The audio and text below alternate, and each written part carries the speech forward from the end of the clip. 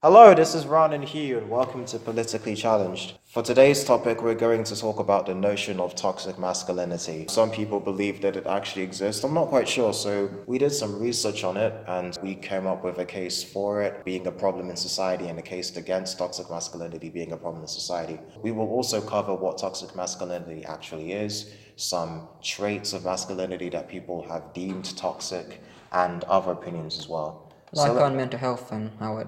Exactly. Okay, so what is toxic masculinity? This is a topic that has come up on social media and on the internet and in newspapers quite a lot in recent times. The notion of toxic masculinity implies that there are some traits to being a man that can bring harm to men or society as a whole. Now, I personally believe that it's important for men to be men, as it is important for women to be women and for people to be their true selves, regardless of what society dictates that people should be. But perhaps we should look at this notion of toxic masculinity with a critical lens in order to see whether it's a problem in today's society that we need to get rid of, or whether this is just some non-issue created and regurgitated by people on the political left, or these so-called SJWs, social justice warriors, or just people who believe that we need to abolish this so-called male-centered patriarchy that we apparently live in. Or maybe even if there is this so-called patriarchy, is that the real problem? Is toxic masculinity just a consequence of that? We'll try our best to discuss that today. We shall. So, given the explanation of toxic masculinity, how do you feel about it? What are your opinions on this? Well, here's the thing with words in general. Like, when I hear toxic masculinity, I assume the negatives of like what a male can do. Like a male who feels like he should be more dominant than a woman might, he might hit the woman in that regard. It basically means the man's in charge, and when I think of toxic masculinity, I talk about how the man behaves in regards of that. They're supposed to be aggressive, violent. They might do that towards women, children, whatever. That's what I think of masculinity when I hear the word toxic masculinity. Okay, so from our research into the topic and from what I've just said, you described that toxic masculinity would include aggressiveness and violence. Or men thinking that they need to be aggressive or violent towards other men or towards women. Yes. Yeah, I could understand where you're coming from. Because it's a general term, but obviously terms can be misinterpreted and, well, not misinterpreted, but reinterpreted. Like, people have a different impression of words, so... Okay, sure. Like, what do you think? When you hear toxic masculinity, what's the first thing that you think of? Toxic masculinity, what's the thing you think of? Perhaps bullying. Maybe men bully other men about not being masculine enough. Maybe it's like if there's a group dynamic and there's a group of guys and maybe they're talking about sports or they're talking about women. Men try to always one-up each other and say, oh yeah, how many women have you slept with? 6, 8, 10. And then one guy's like, I'm a virgin. And then if it's a very chauvinistic group of guys, they'll look to the virgin and go like, oh really, you haven't slept with a girl? Come on, man up. Get like something like that. That could be described as playful, but to someone who is more sensitive, it might be described as toxic. You could look at it from a left-wing point of view, a right-wing point of view, but you could also look at it from a personal perspective. I have a funny impression of that. When I hear they're talking about, oh, you haven't been with this many women, it's like, and that's the thing about homophobia, and that's also ties to masculinity, but I always think that the most masculine thing you can surely be with is a man. Surely that's the most masculine thing you can do. Okay. I always find that funny, like people who mock people who are gay say they're too feminist, but surely being in a relationship with another man, it's surely the most masculine thing you can do. I mean, like... That's an interesting take on it. I mean, like, it's weird that no one's ever talked about that. What, like, because two men are together and it's all testosterone, so you presume that that's manlier? Yeah. In that regard. Okay. I mean, like, it's weird that no gay person has ever commented like, I'm not manlier than you, because, like, I'm with a man. They might have had that conversation with somebody. But yeah, it's an interesting take when you think of it like that, because it is appalling that gay men or gay people in general are just seen as more feminine than straight men. I mean, you say that a gay man's more feminine than a straight man just because the gay man doesn't fornicate or sleep with or date a woman. I mean, that in itself is homophobic, but your perspective is very interesting. That's not manly enough for a man. I prefer women. I'm sorry. I just prefer women. That it. I'm not manly enough for another man. I want a woman. That's interesting. But are you saying and this is a joke, obviously, what I'm about to ask. Are you saying that straight men are necessarily more feminine than gay men then? Well, they're attracted to females, and while a gay guy is more attracted to masculinity, so they're trying to up their masculinity, you know. By being with a woman? If you talk about rationality, that actually makes sense, if you think. Okay. But yeah, I mean, from the conventional perspective, men have to be with women. Yeah, for evolution. That's the heteronormative perspective. No, and for evolution and basically... Yeah, personality, okay, it has sure. to exist. Evolution, sure. What I said was they were meant to be regarded with good humor and also a good bit of perspective. Like, how can a guy who's involved with another guy be seen as more feminine? I mean, he's involved with another guy who's masculine. I mean, it's weird. How could two positives equal a negative? I mean, I'm not sure about that, but perhaps that would, as you said, that would tie back into the homophobia, because the old-fashioned philosophy would be that men would automatically have to be with women, like not men being with men.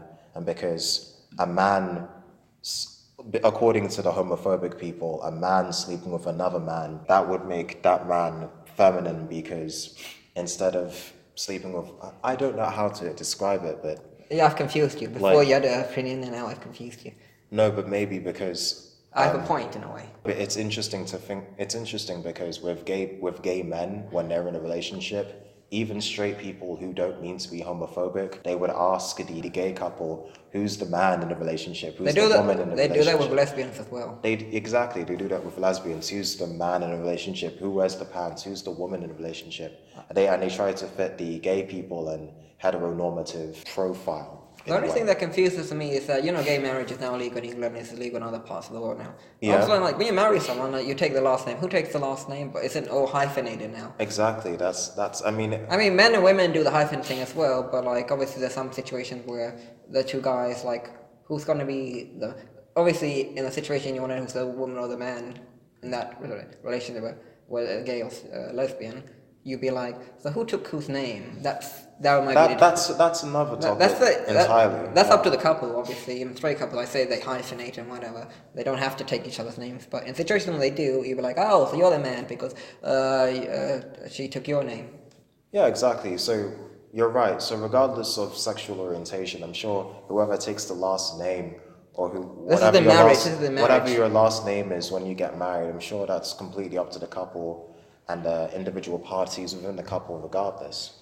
But that's an interesting take on like straight couples and gay couples. I like that. Okay, so here are some so-called toxic traits of masculinity, and I think we've mentioned a few already. So let's see. Lack of sensitivity. Apparently, some people, especially people with old-fashioned attitudes of masculinity, they still believe that as men, we're not supposed to be too sensitive, even in like emotionally traumatic times, like if somebody dies, like if a parent dies, like I think this leads back to one of our previous podcasts. Robert Webb. Yes, Robert Webb's... How Not to Be a Boy? Yeah, Robert Webb's book, How Not to Be a Boy. He was mentioning it on his interview, when he was being interviewed in the Channel 4 News. He was talking about the fact that his mom was dying of cancer, and he felt as if he couldn't cry in front of her because it would be manly, and also because she was the one dying of cancer, so he didn't want to take the rights of being upset away from her. And when his dad and his uncle were talking about it, he was crying as a child. Yeah. But they weren't crying. They immediately changed topics, and I'm guessing they comforted him a bit. I think it was the dad and the stepdad, something like that. Oh yeah. Okay. Yeah. And they were just talking but about you're right. But again, that's a different generation, and it's a bit of a regional thing. And well, it could be a northern thing, because masculinity more common in the north. Well, I mean, we're both Londoners, so I don't...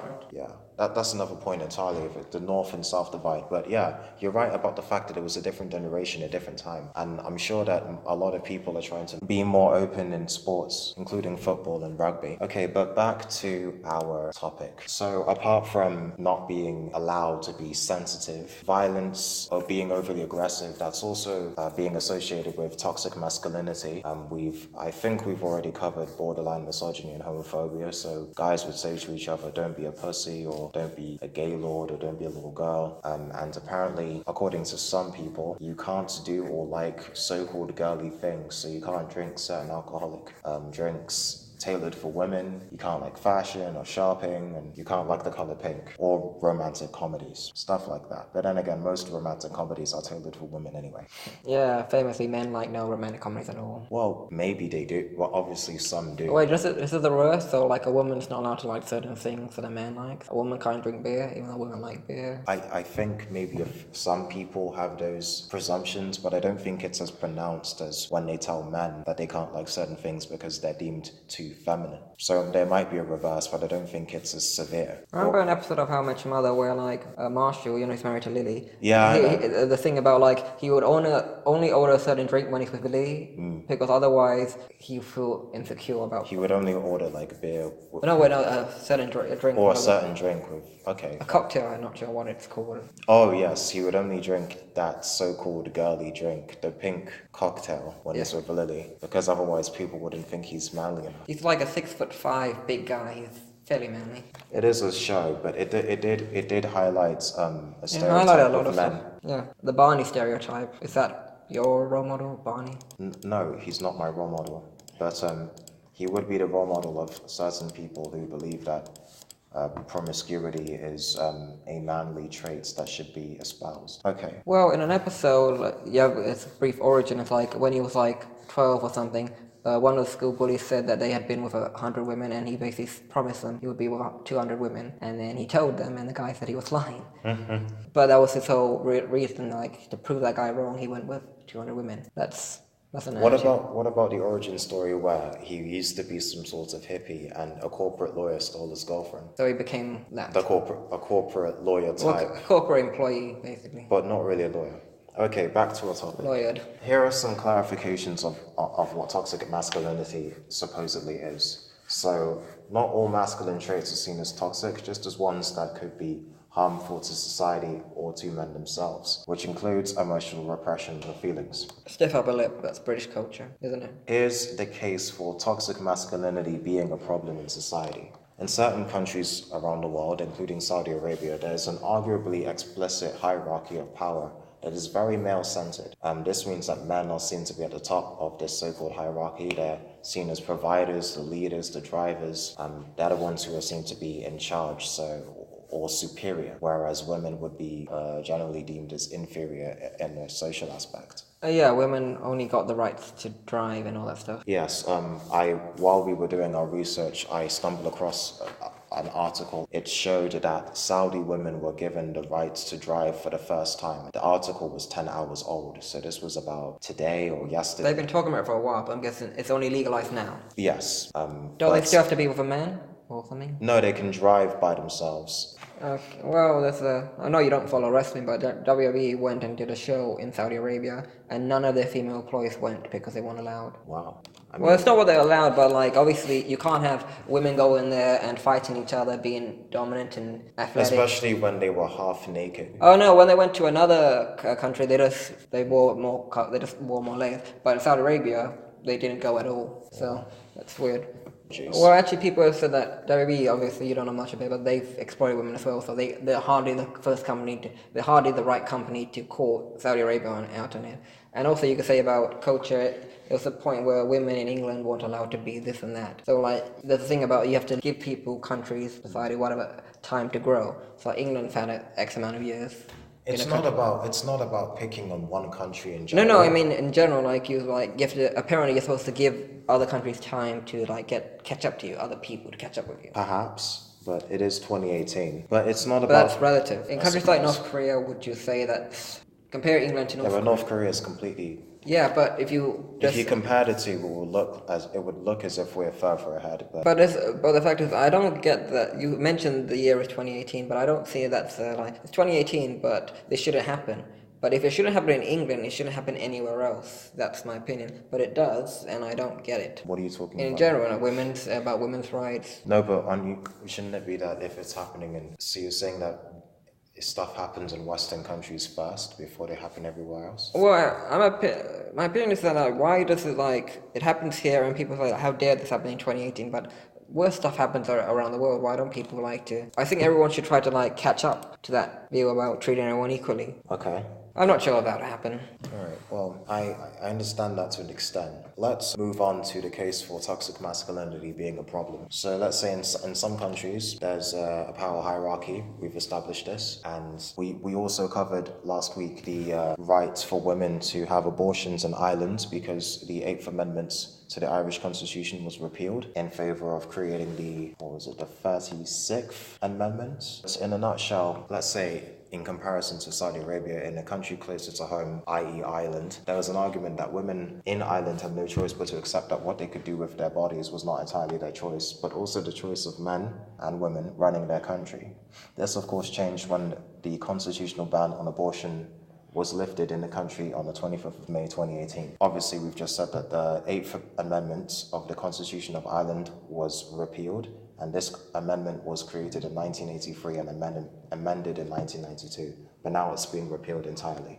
Of course, there was an exception to this ban, which was the circumstance in which a pregnant woman's life was at risk due to pregnancy. In that situation, it makes sense. Yeah, I mean, obviously, if there were health risks. But in some cases, a woman would be like, save my baby, you don't save me. But in that situation, what's the ethical decision? Like, save the woman, even though she wants to save a child, or? Yeah, that's a good point. So in that context, I would say the woman's life would be more important. I mean, there's no point her dying and the baby dying, so you might as well save at least one of them. Even though the woman wants to save the child, would you say she's no longer capable of making a decision, or what would you? I mean, personally, I would have no idea what to think about that, but... Well, doctors make that decision, and sometimes, yeah. I mean, it really depends, man. Okay. It's too complicated. But the thing is, you could argue that maybe the abortion law might have been some sort of consequence of this so-called male patriarchy, because there were men telling women what to do with their own bodies, when it should really be the women deciding what to do with their own bodies. But one could argue that's a leftist argument or a liberal argument. We're trying to be objective here, but I understand where those people would be coming from if they were to say that. Well, you could also argue that there'll be no men without women. Yes, of course, because women give birth to everybody, so... To everybody. Literally everyone, okay. But obviously there's no women without men, so... But let's quickly think about the conservative argument, because let's say the left-leaning people and the liberals would say, oh, but women, they're allowed to have abortions because it's their body, they can do what they want. If they feel that they shouldn't have the child, or if they feel that they need to do this, why shouldn't they? But the conservatives... Like maybe you said you were conservative, but in this regard. In this regard, yes. What would I mean? When it's about my baby. Okay. When it's not mine, I really don't want to know. It's their business, whatever. The woman's a couple, so whatever. Okay. Sure. It's not fixed. That's why I think abortion should be allowed. But what would you? I mean, with conservatives, especially religious conservatives, I understand that they would feel as if that. You need to be pro-life. These people are pro-life, so the baby's life would be just as important as the woman's life, so you should give the baby a fighting chance at life and have the baby anyway. So it wouldn't be just about what the woman wants, it would be, apart from, what God wants, it would have to be about the baby's needs and the baby's life as well. I think we already covered this, but if you're in favor of making sure the baby is born, surely you should be. If the mother doesn't want the baby, surely you should offer to adopt the baby or find a baby, a suitable family, a suitable home.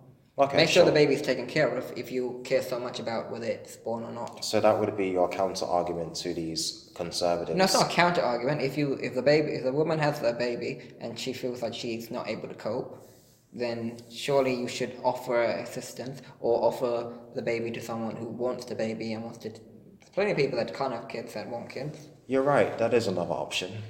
It's not an argument, it's a case of It's just your idea, like a solution, really. Yeah. Alright, cool, fair enough. Well, there's always an argument with conservatives, they basically they tell the woman to have the baby and then they do nothing to help the woman.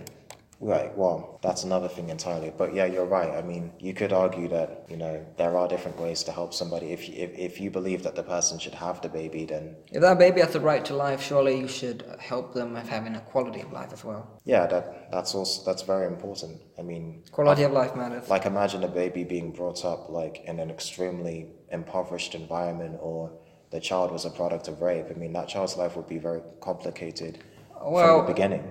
Mainly because of the mother will probably be an ethical thing about they can't cope, they love the child, but it reminds Exactly. in that situation adoption might be a way to go. But it's a complicated issue, but I'm saying people should offer some help. But that's not masculinity, that's the male, so we should probably head back to masculinity. Okay, so let's go to the case for toxic masculinity not being a problem in today's society. So the case against toxic masculinity being a problem in society. So the positives. Well, let's see. Let's look at some typical, stereotypical traits that a man, quotation marks, implied, should have. So men have to be strong and cool and resourceful, financially speaking, physically speaking. They need to know what to do in certain situations. Intelligent, wealthy, perhaps, physically fit, emotionally fit, mentally fit, alpha, like maybe have alpha male characteristics, good at finding mates or getting sexual partners, and facial hair is optional. This is, from extensive researching from different websites, plus 20 to 25 years of what people have been telling us. Well, there's a theory that the alpha thing is a myth, that there's no such thing as an alpha, because if you put the same person in a different situation, it doesn't really work. If you put a football player in a chess match, actually the football player might like chess, but, he probably wouldn't know what to do. I understand what you mean. It reminds me of a video that I saw on YouTube. Basically, social hierarchies are in constant flux. So if we were playing Dungeons and Dragons and we don't know anything about Dungeons and Dragons, we'd probably be at the bottom of the hierarchy because we don't know anything about it. But if it was a game related to, academic psychology, we would be better off, perhaps. But that's just one instance. Only marginally, though. Well, it depends. But back to these stereotypical traits. So men should be strong and resourceful and alpha and fit and good at getting laid, but men shouldn't be lame or weak or unfit or ugly or short. Now, this is just based on opinion. Isn't beauty in the eye of the beholder? Beauty is in the eye of the beholder, though. Yeah, that as well. Now, however, it would be biased to say that because of all of these somewhat dated opinions on masculinity, that toxic masculinity is a prevalent problem in today's society, even if it was a bigger problem back in the old days. What do you think? Do you think that these perceptions of masculinity are toxic, or do you think that they're right on the money? That they're toxic. There's a thing about media, when a person talks about in clothing adverts, there's always a fit guy, fit girl, and so on. And women and men feel oh wait, why is there not for all shapes and sizes? And now there's a whole thing about the plus size models and that. Yeah, the plus size models. Yeah. The thing about while I'm not a properly athletic guy, I like the idea there's a target from you aim at. So there's a target from me, I should try to be more masculine, I should be that. But if we get to a society where everything's okay, being fat and being too thin isn't necessarily healthy. If there's no target, then what are we aiming for? There should be a target. What's reachable for everyone, it's just it's a level of difficulty. I was actually going to mention that. That's a pretty excellent point. So you could argue on the one hand, why shouldn't overweight people be in these modeling adverts or these fashion adverts or clothing adverts? Why can't so-called normal-looking people or average-looking people be in these adverts? Why couldn't you be more representative of what the world actually looks like? But on the other hand, you could argue that, there should be so-called good-looking or athletic-looking people in these adverts so that, A, to advertise whatever products or services are being advertised effectively so that normal-looking people could buy the products and services hoping and wishing subconsciously that they'll look like these models. And B, from our perspective, we could look at it that, we should have models as opposed to normal-looking people modeling these clothes so that we do have a target to attain, so that we can look at a guy with a six-pack and chisel muscles and go, do you know what? I'm going to look like that guy. Because if you put overweight people in these commercials, you could argue that it's more representative. On the other hand, you could argue that it takes the motivation away. It's unhealthy to promote supposedly unhealthy ways of living. I remember a case of a friend of a friend mentioned how his friend was really fat in secondary school, and then he went to the gym and he exercised, and then suddenly he walked into school one day and he fit his shirt perfectly. Our shirts are the specific angles, specific shapes. And when he walked into school, his shirt fit him perfectly. It was the right fit for his shirt after being fat, but it was properly. Our clothes are designed for that. While they're different sizes, I'm thin, but if I fit the shirt I'm wearing now perfectly, I'm relatively muscly for my size and stature. Even your shirt, you don't fit it perfectly, but if you fit it perfectly, you'll be properly. Yeah. Even our clothes, even though that we're different size of shirts, our shirts are like a target in a way, like we could aim to fit in the frames of the shirt. Okay, but I think that's a good point, but I think it's more complex than that. But I know it's complex, but like surely there's no harm in having a target. That's true. People shouldn't kill themselves to make it, to try and get it, but Yeah, exactly. Like, I'll mention this one more time about the models. I would believe that if you look at the attractive and fit models, I mean physically fit models, there'll be targets to try to attain or beat, but I wouldn't espouse fat shaming either, or thin shaming, or shaming people who don't look like models. I It's don't really just think that, there's much thin shaming, but I think that's a problem as well. yeah, exactly. But I just wanted to clarify an earlier comment I made. But obviously, I feel that it would only be toxic if you're mocking somebody. But I feel that we should be aspiring to be alpha or good at getting partners to dates or being strong or cool or resourceful or smart or wealthy. We shouldn't see them as unachievable targets that espouse some sort of toxic masculinity just because we may or may not have these traits right now. And let's say the stereotypical negative traits of not being manly enough, like being lame or weak or unfit or ugly. Of course, being ugly, that's subjective, what people think is ugly. It depends on different cultures and different ways of life and different personalities. Different eras as well. Exactly.